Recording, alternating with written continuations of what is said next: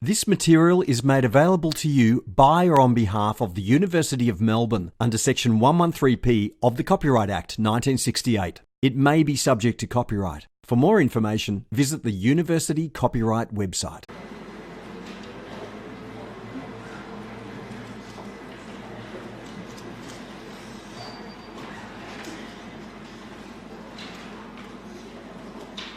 All right, good morning, everyone.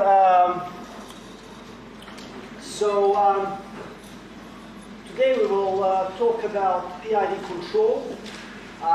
It's a really natural next step from root locus. In root locus, we saw that we can tune with one parameter in the controller or the plant. So if we have, for instance, proportional controller, we can analyze how it affects the locations of closed loop poles, and in that sense also understand how it affects the transients, overshoot, rise time, settling time. So PID control is a natural generalization of proportional control. So P in PID stands for proportional. So P stands for proportional action, I for integral action, and D for differential or derivative action. So here's the outline. First we'll motivate things a bit, and then we will introduce PID controller. After that we will talk briefly about how different parts of PID control, different gains, affect the transients, and we will talk about this more in detail in the following lectures using root locus. So we will revisit PID control tuning using the root locus techniques. And after this, I will present two techniques for initial tuning of PID control. They're called Ziegler-Nichols tuning rules. And these rules are often a very good starting point in tuning a PID controller. Often you would need to do further tuning for the example at hand, but Ziegler-Nichols often gives you a very good starting point and often does the job, actually. So, and then we will wrap up with the conclusions. So, here is a quote from Ostrom and Murray's book. They have a full chapter dedicated to PID control, and I largely based my presentation on this book. This book is freely available. You can just go and download it. So I encourage you to do so. Chapter on PID control is very good. So I encourage you to read about it from that book. So look what this says. This says that in refining chemicals and pulp and paper industries, 97% of all the control loops that they sort of considered among the thousands of different control loops, so 97% is based on PID control. What this tells you is that PID control is a rather sort of universal tool in certain industries. It doesn't always do a job. You may ask yourself, well, why do we do anything else apart from PID?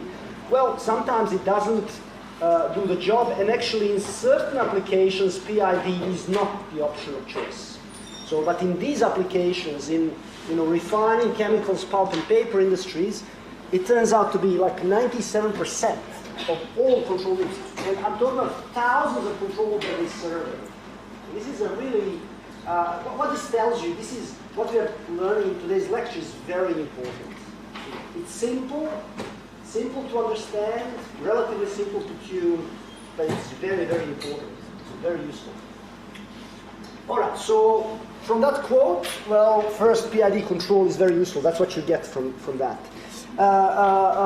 Also, it is rather classical. People have used PID control for, a long time. So it's rather well understood. It's probably the simplest control structure that gives you enough flexibility to address control of a large class of plants. You will see that proportional control, from root locus, you could see that proportional control is not going to always do the job. The PID control has more parameters to play, so it can cover a much larger class of plants and do a good job. Right? So I would say it's a good trade-off between simplicity and sort of usefulness. Because if it's too simple, like PID control, then it may not be as useful. But PID is quite useful and simple enough. So it has only 3 tuning parameters. So we have proportional constant, derivative constant, and integral constant to adjust. So think of this as a generalization of proportional control where you only have one constant. If you have a proportional control like in root locus, you have only one constant to play with. Here you have 3. So you have 3 constants to play with.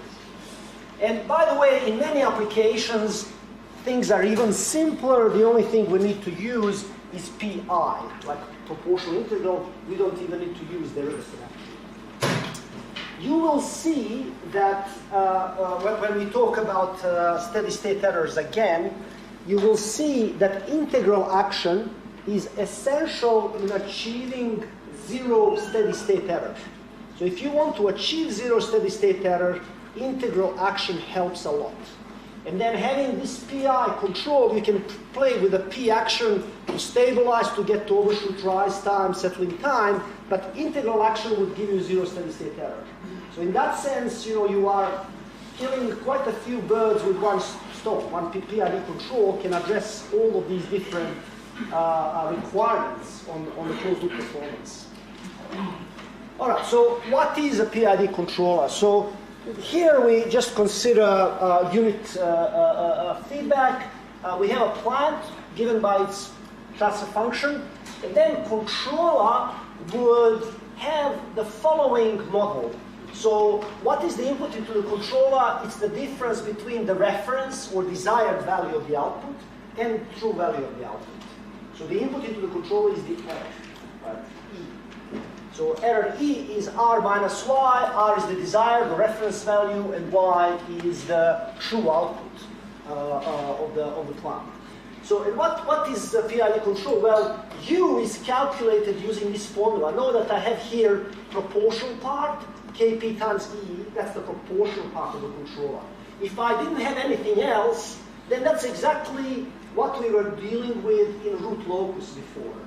Right? If I was playing with Kp constants, that's exactly the proportional control that we were dealing with in root locus.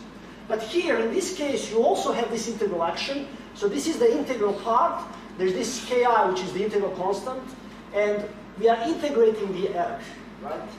And then there is the derivative part. So we also use the derivative of error with constant of proportionality Kd. Now, you can have that all of these Kp, Ki, and Kd are, one of them is 0, right? So we then talk about Pi control when Kd is 0. We talk about P control when Ki and Kd are 0.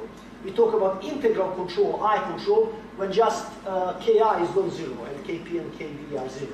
So you have all these different possibilities, so we have more degrees of freedom. Because you have more degrees of freedom, this controller is more powerful than just proportional controller, like in root locus, right? So note that if we can rewrite this sort of model by taking the Kp constant outside, so this is basically just rewritten. This thing here, rewritten, and then if we take Kp outside, then we would have these Ti and Td constants to play with. They are totally related with Ki and Kd, so basically you still have 3 things to play with, right? So tuning the PID controller means choosing these constants Kp, Ki, and Kd for a particular plant at hand. So if I give you the plant and I give you specifications for closed loop performance, you need to choose Kp, Ki, and Kd. And choosing these constants is called tuning of the controller. So choosing these constants is called tuning of the controller.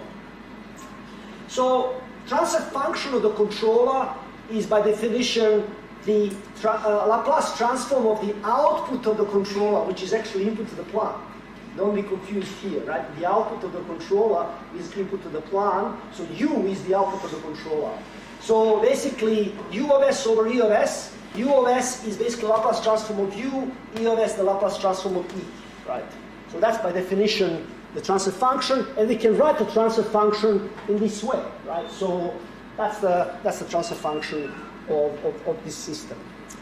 Now, note that this is like an ideal situation because what we have here is that the degree of the polynomial in the numerator is higher than the degree of the polynomial in the denominator. So we are dealing with a non-causal system here.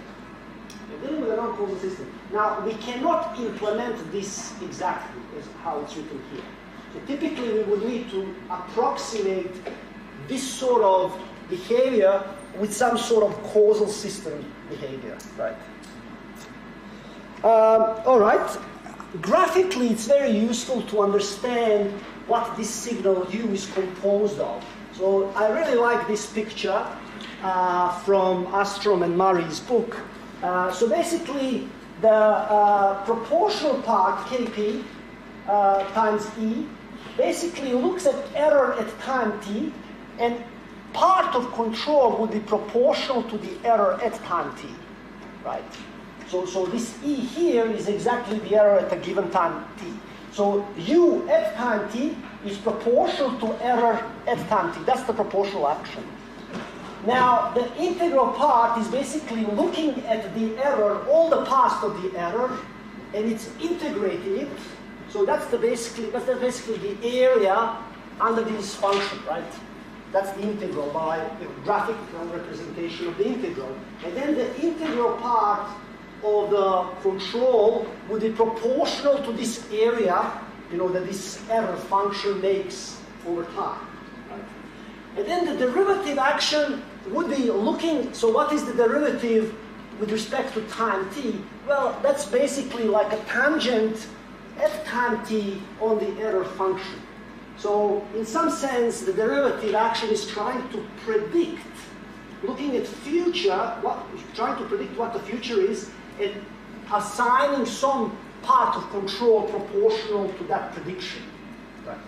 So I like to sort of use social sort of interactions, in this example. So if you want to, if you are a parent and you want to get your kid to do something, right? Proportional control is if the kid is not doing something you want right now, you just react right now, right? You are reacting proportional to what they are doing. You are looking at the error between what you want them to do and what they are doing, and your control is proportional. That if they are not doing what you want, you react, you nag, right? You nag. This is a nagging controller, right? So, and if they are doing what you want, you don't nag. You make praise. You say, well done, Mike, you're doing exactly what I want you to do. Now, the integral action is really, you are a parent who remembers everything since you were born, right? And they would still nag you even if you didn't do something they wanted, 5 years ago. Integral action is looking at the overall sort of, how you were addressing over time what they want you to do. And if on average or in integral sense you didn't do enough, they will still nag you, right?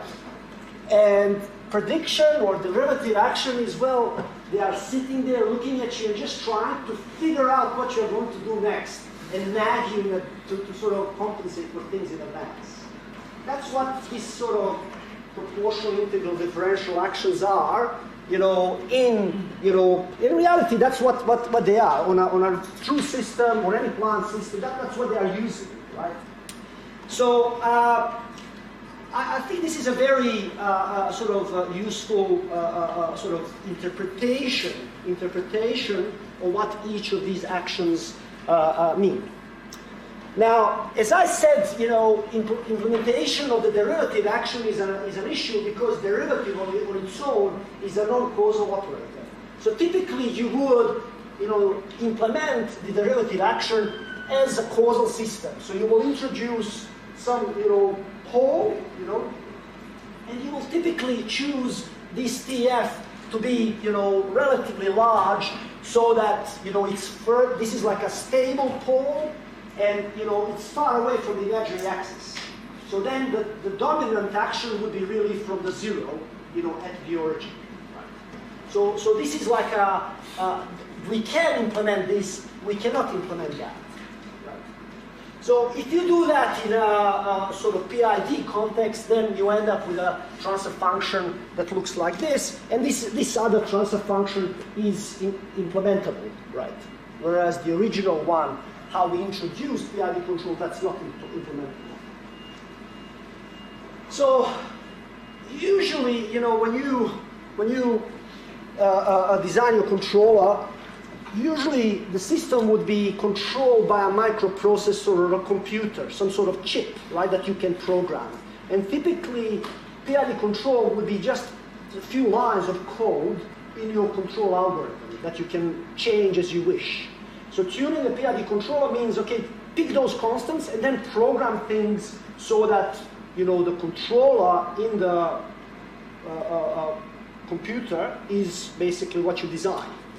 You can implement PID controls or any controllers in all sorts of other ways. You can implement them using analog electronics. You can implement them using pneumatic components, hydraulic components, hydroelectrical, mechanical, all sorts of combinations. So physical realization of the controller can be different, and it depends on the application.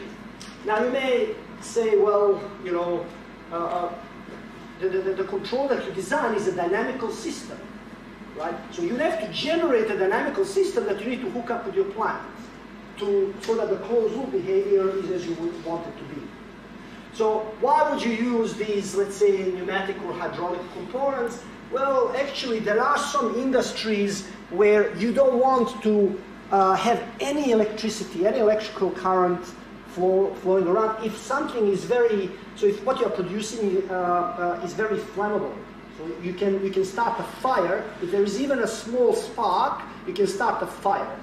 Then in those situations, what you do is you realize PID controllers using pneumatic components. So you have pneumatic devices, so there is air under pressure, so there is compressor far away, and there is air under pressure that you bring to your system, and then your controller would be perhaps, you know, driven by this pressured air, and it would have some components that can generate this P, I, and D sort of components. It's a system, basically, dynamical system. Right? Here is an example of a PID controller realized using electronic devices. So here you have some capacitors, resistors, and operational amplifier. So this is the notation for operational amplifier. You have a few resistors and you have a few capacitors. Now, what it turns out to be, the case here is if you consider this voltage here as the error, right, the input into the controller, and this voltage here is the output of the controller, then by choosing these R1, R2, C1, and C2, you can generate the constants needed in the controller. You can show that the model of this system is exactly like a PID control, and you can choose these constants Kp, Ti, Td by choosing values of resistors and capacitors. So you can realize it using analog electronics as well. We don't need to go into details of how this is. There are books that, you know, basically list different transfer functions, and they give you electronic realizations. So basically, analog sort of filter design, you know, there are books, you know, on that basically tell you if you want to realize this transfer function, here is the electronics that realizes it. And if you pick all these coefficients, you know, resistances, capacitances appropriately, you will realize the transfer function you want. So we don't need to go through each of these filters. Sometimes these are given as catalogs, right? And you have tunable parameters, which are these resistances and capacitances. And by the way, I just presented here an analog electronic realization, but as I said, you can have hydraulic realization or pneumatic realization or electromechanical realization, etc. All right, so now that we've introduced the PID controller, so now we know what it is, now we want to start talking about design. In this lecture, I will just introduce the idea behind design, so just we will look at examples and just see how different parameter control affect the response. But in tomorrow's lecture and in future lectures, we will learn how to systematically pick these constants to achieve something. So if I give you a plant model, transfer function, I give you specifications, then you would know how to tune these controllers. In today's lecture, we will also present these Zeigarnik tuning rules, which are, good rule of thumb, good starting point in tuning the controller. They don't sometimes do the job, but they are very good starting point. Right? Now, tuning is hard in general because there are many competing trade-offs and only a few parameters. If you remember control sensitivity functions, we want to really affect 4 sensitivities for output and 4 sensitivities for input. So we have 8 objects and we have a single degree of freedom, which is our control transfer function. Now, if on top of that you impose just 3 parameters to tune the whole control transfer function, you have limited sort of capability, right? So this is still a simple controller, and there are many, many competing trade-offs, right? As given through requirements on sensitivity transfer functions, for instance, right? So, just we want to talk a bit about some other actions. So, if you consider PD control, you can rewrite this, take KP outside, and what you are left inside is this E plus TD derivative of E with respect to time. If I denote all the thing in the bracket as EP, then EP you can think of it as a predicted error value at the future time instant T plus TD. So this is again telling you that derivative action would help you in predicting things in future. So this is just sort of taking tangent at time t and seeing what sort of prediction we are getting from approximating this sort of true error function by its tangent at some time t. Right? Approximate implementation can be done in different ways. Note that if you just had a derivative action, obviously, first thing to note is it's not implementable using physical components because it's non-causal. But even if it were implementable, then it would introduce certain impulsive changes if you have like step responses, right? Why? Because if we have a step response, transfer function is S, and step input is 1 over S. So S divided by S gives you 1. Now what is the inverse Laplace transform of 1? It's impulse. Right? So this is what this says. Right? So you can avoid this also impulsive thing by implementing the derivative action in this way. All right, so now I want to spend a bit of time. What I mean by tinkering, I want to play on an example. I want to play with different actions in the PID control while keeping other actions constant, right? And I want to see how a PID controller might affect behavior of a given system, in a given example. Why would we do this? Well, we want to demonstrate the richness of various closed-loop responses if you just play with these 3 parameters, P, I, and D. So you will have quite a rich sort of set of possibilities to choose from when you're designing your controller. Later on, we will look at how to more systematically tune P, I, and D actions. One method which we will explore this week is root locus, where we would be keeping 2 constants in the controller fixed and then playing with the others. So using root locus, so we can play only with 1 parameter at a time. But later on, when we do frequency domain approaches, body diagrams, we will learn how to use loop shaping. So you can use loop shaping in tuning PID controllers. And we will learn how to do that systematically. That's a very powerful methodology, and we will learn both. Right? Okay, so but before we go into details of these designs, we want to now look at this particular example.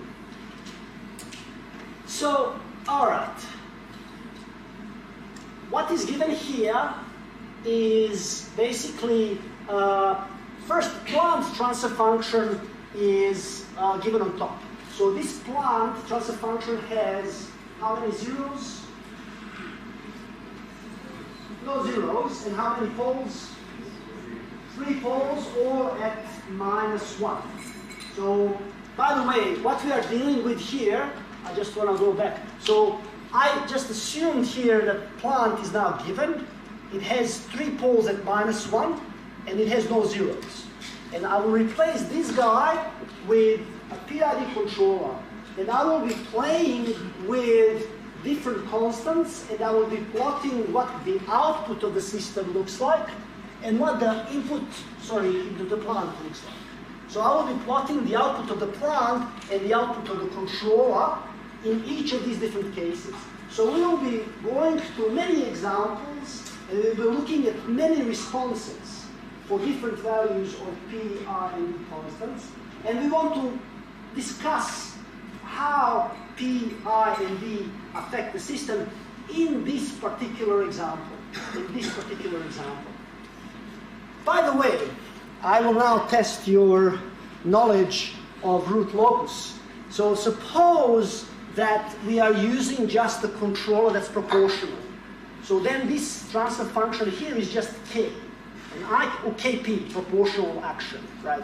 So in that case, I can play with Kp. Suppose Kp is positive, then we are back to the root locus setting. Now, the plant in that example that we chose has 3 poles at -1. There are no zeros. Now, what would a root locus look like in this case? What do you think? We have no zeros, we have 3 poles of the open loop plant. How many branches would root locus have? Sorry? 3, yeah. So it would have 3 branches. How many asymptotes would root locus have? 3, there are no zeros. There will be 3 asymptotes. Now what do asymptotes look like for the case when there are 3 of them? We divide 360 degrees into equal parts. So one asymptote would be negative real line, and 2 asymptotes would be pointing towards right half plane. Now where these asymptotes intersect the real axis is irrelevant, because if 2 of them are pointing towards right half plane, they would eventually enter the right half plane. So what the root locus would look like is, well, we have 3 poles at -1, right? Now, what we are saying is this part of real axis part of root locus? No, because there are no poles or zeros on that side. And then here, how about this part? This part is part of root locus. So this real line is. Now, how about asymptotes? Well, this would be one of the asymptotes, but we know there will be 3. Asymptotes would look something like this, and you can actually show that this would be really like your root locus. Now, even if we had some more complicated thing, so we know that branches of root locus would go along these asymptotes to infinity. So one branch would go in this direction, and 2 branches would go in that direction. So what does this mean for the closed loop stability? High gain would eventually destabilize the system, because 2 branches of root locus will, 2 asymptotes end up in the right half plane. 2 branches would follow these 2 asymptotes, and hence 2 closed loop poles would eventually be in the right half plane. for high enough gain. So you see, we already know quite a bit about root locus to predict what behavior is. So where would be closed loop poles located for small values of gain, if the gain is small? They will be close to these guys. So closed loop poles will be close, so if I increase gain, these closed loop poles will start moving along these branches, but they will stay close to these open loop poles. So what does this mean? For small gain, for small proportional gain, we expect stability, because all three branches of the root locus would stay in the left half plane. And as we increase the gain, we expect that we will start oscillating more and more, and then eventually we will have instability, right, as we increase the gain. So we will talk much more about these things when we talk about using root locus for tuning the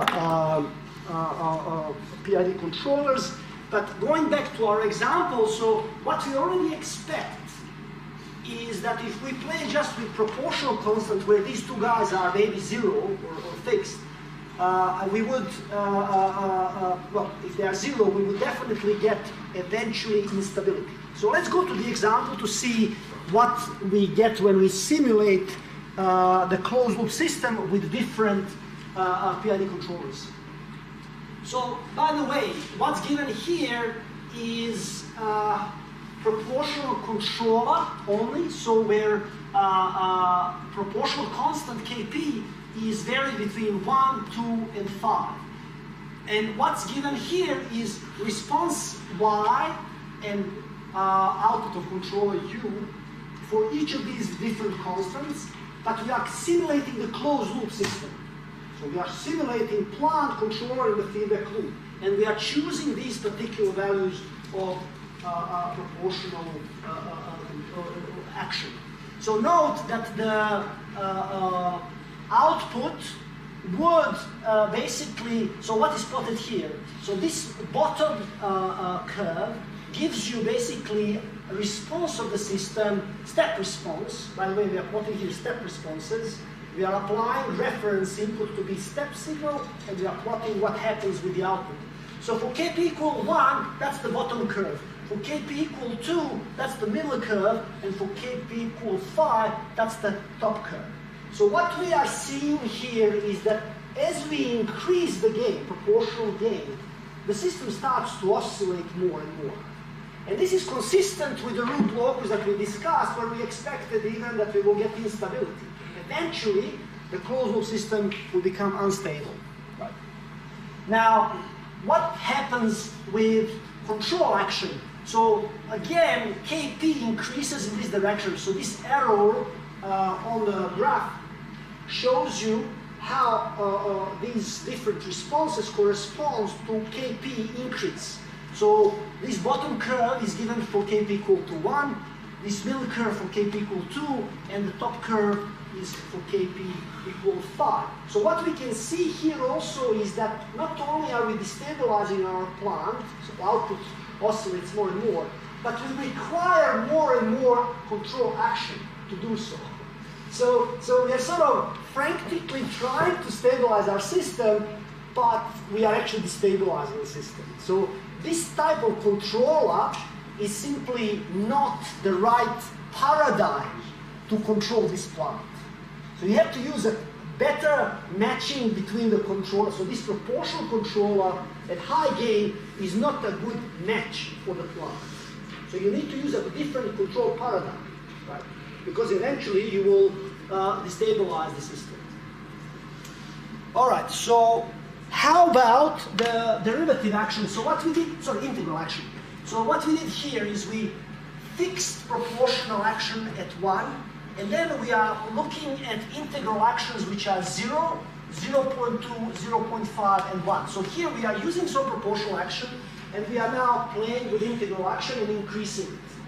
The first integral action is 0. So for Kp equal 1 and Ki 0, we exactly recover this situation where Kp equals 1.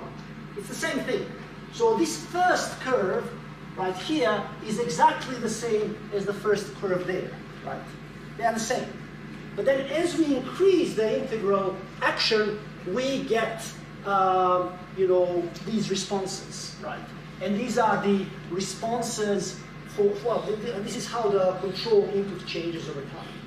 So if you now compare these two diagrams, can you tell me what is different about them? Qualitatively, what's different? So in particular, I'm after steady state errors.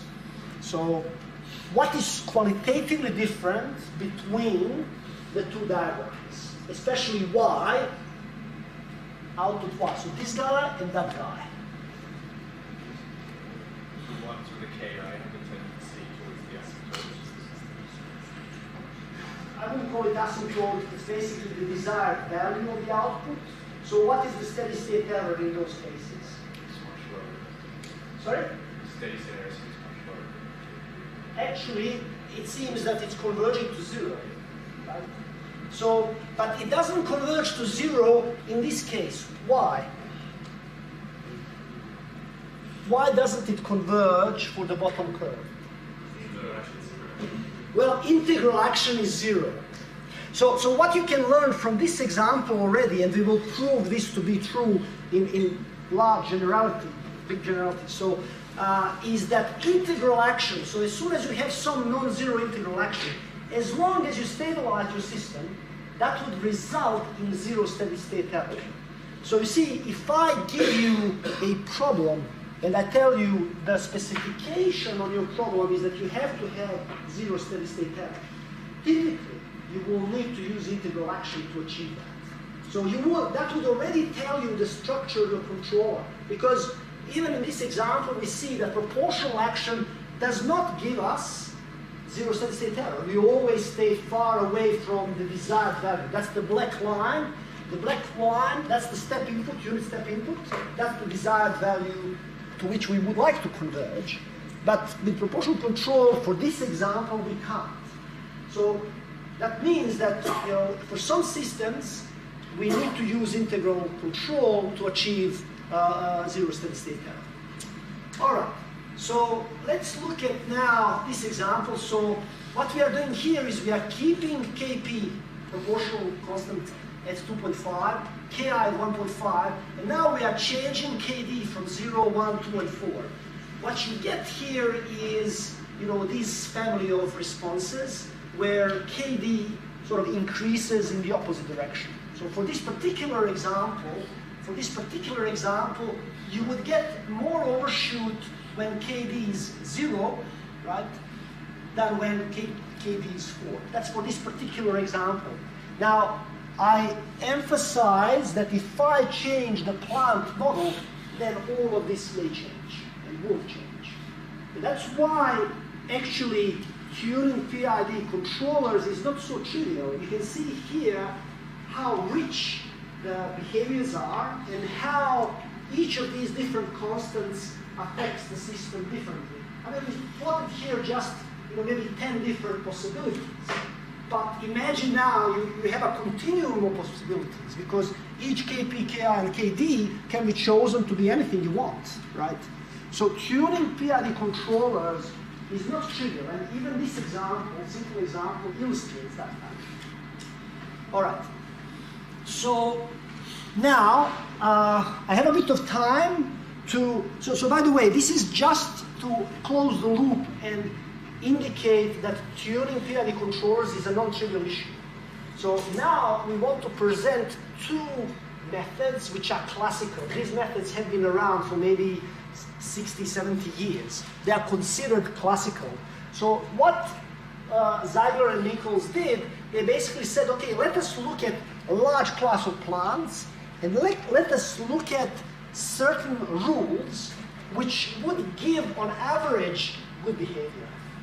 Right? So they're trying to come up with guidelines for tuning, and they ended up having two different tuning methods. So we will now present these tuning methods.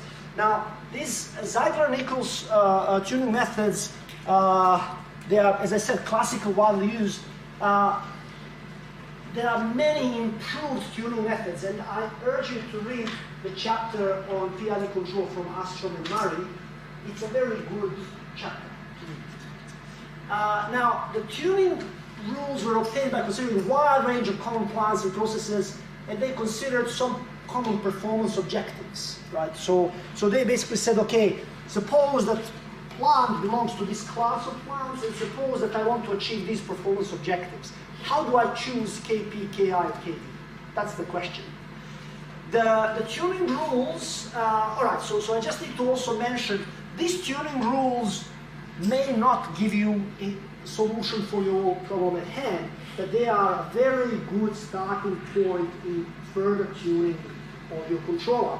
There are more advanced tuning rules methods in this book, but actually people still publish papers on tuning PID controllers.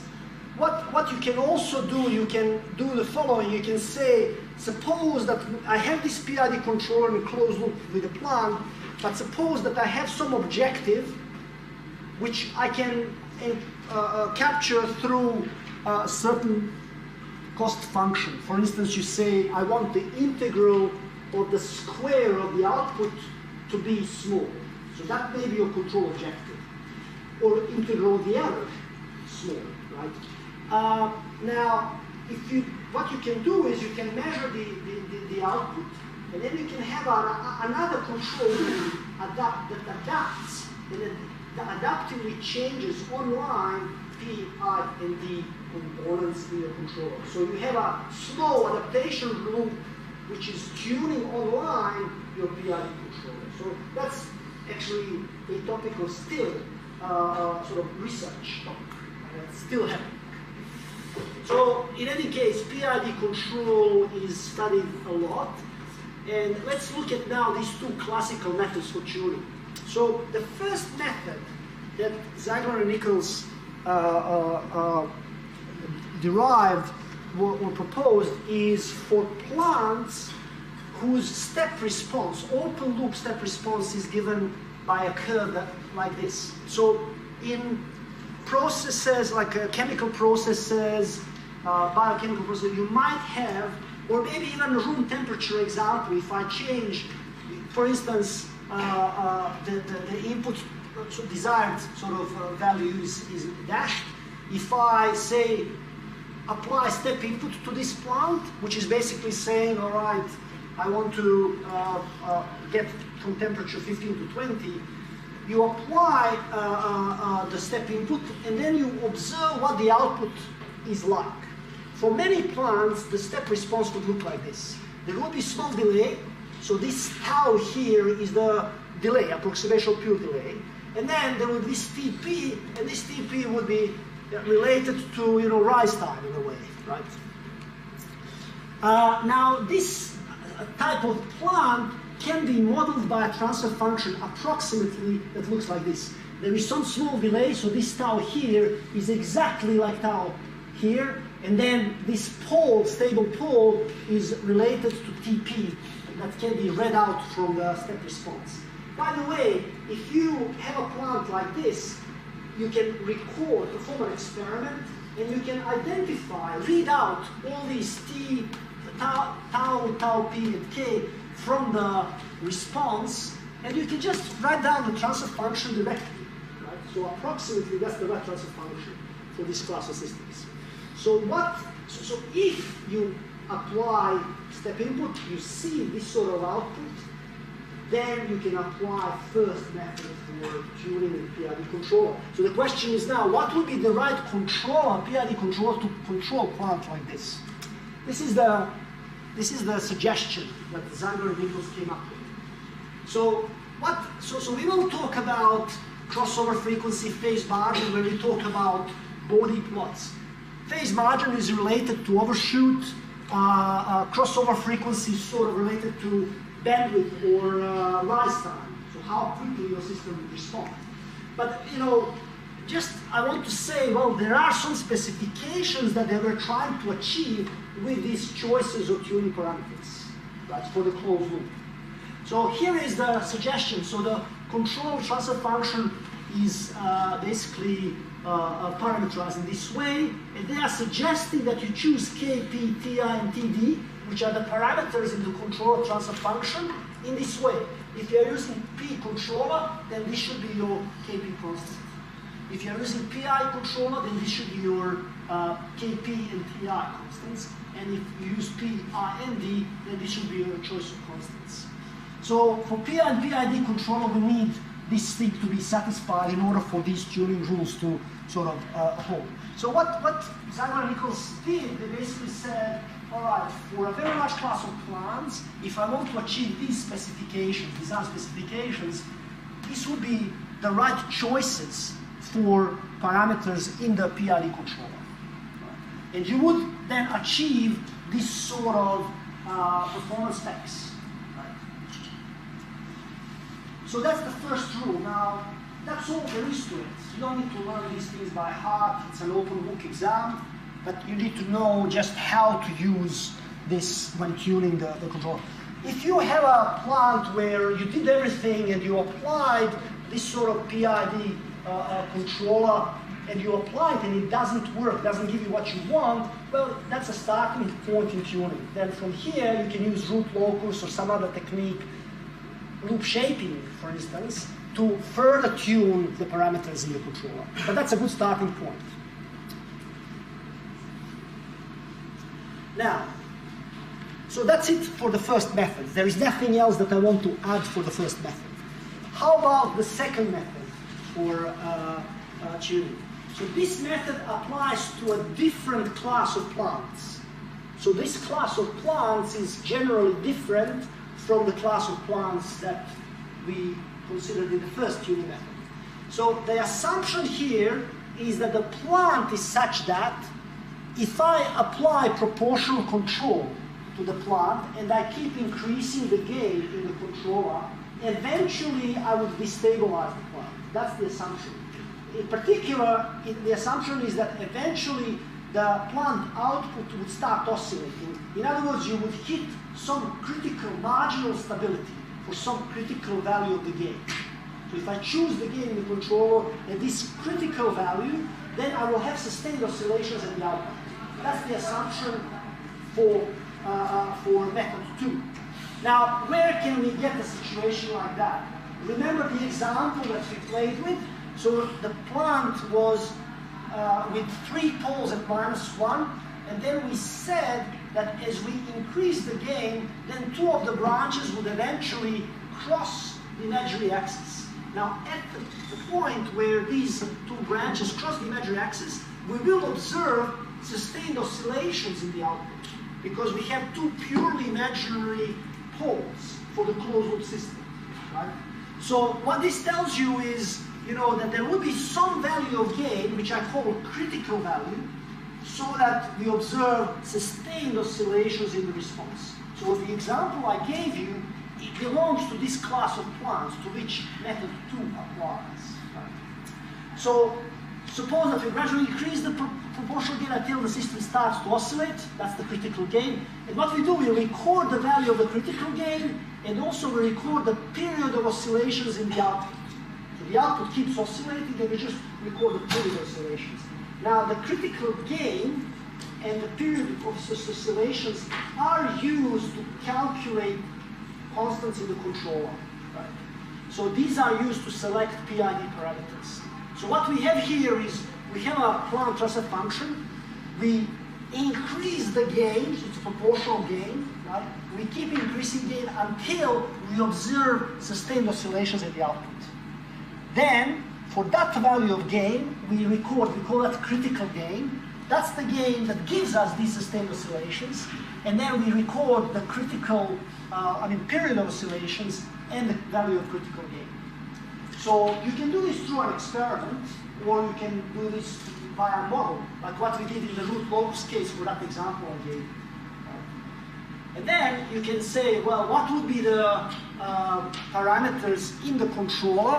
How should I adjust these parameters? Well, Zeiger-Nichols basically tell you, you should do something like this, right? So proportional control should be given like this, PI control like this, and PID like this. Know that K critical and T critical are the things that you read out from your experiment, or you sort of have these things available. Right. Again, you know, you are trying to achieve certain type of specifications. Each tuning rule will give you, you know, certain suggestions on how to select PID control parameters to achieve certain specifications. If your specifications are different, for instance, from what is given here, so if your specifications are different, maybe you want to have a larger phase margin, for instance, then these tuning rules do not directly solve your problem, but they are a good starting point. And then you can do further tuning by root locus or loop shaping that we'll learn later. So look, what we did today, we presented, you know, just a PID control as an option, like a particular class of controllers that is simple enough to be sort of possible to design more easily, but it's complex enough to be able to stabilize a large number of plants and do specification, I mean, satisfy specifications for a large number of plants. So what we saw today also that proportional, integral, and differential actions, or derivative actions, they may have really different effects on the system. What we will do in one of the lectures this week, we will systematically apply a root locus to different examples to learn how PID control can affect different classes of plants. So why we would do this, it's almost like going through a library of different situations. That would build your intuition as control engineers, designers. It's useful to go through different cases to basically start getting the intuition about design. Right? Tuning PID controllers is in general a very hard procedures. I would say the most powerful method that we would learn in this subject for tuning PID controllers is loop shaping. Once we do body diagrams, we will talk about design of lead-lag controllers. So lead-lag control is like an approximation of PID control. You can do PID control tuning directly using loop shaping methods via body diagrams. This is basically the crown achievement of this subject. We will do that right at the end of the semester. Very effective and simple tuning rules, these Ziegler-Nichols tuning rules, are simple and a very good starting point. Sometimes they do the job, sometimes they are very good starting point in tuning and control. So we saw two such tuning rules. And I urge you again to check this chapter by Ostrom and Murray, because it has more tuning rules, but it has a much more comprehensive sort of overview of PID control. And it's a very useful one. All right, are there any questions?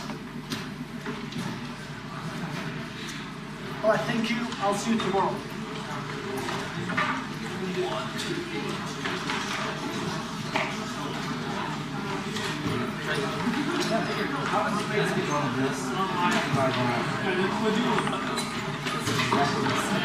I'm saying if you use this sort of thing, right, for just derivative action, that's how you do it.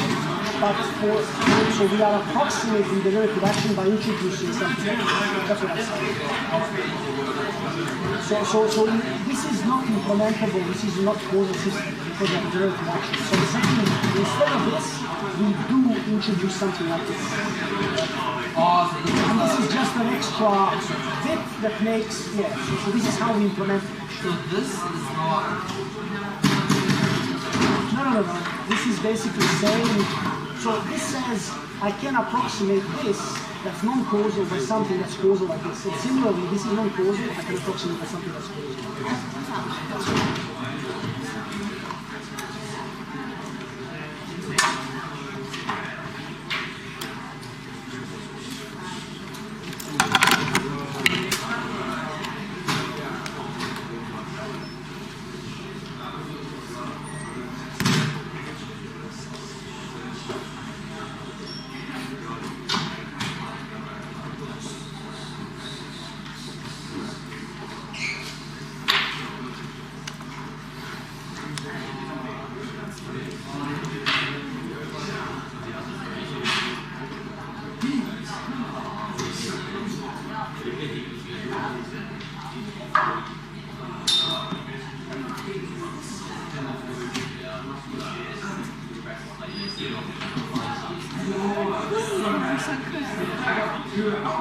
Why would you be?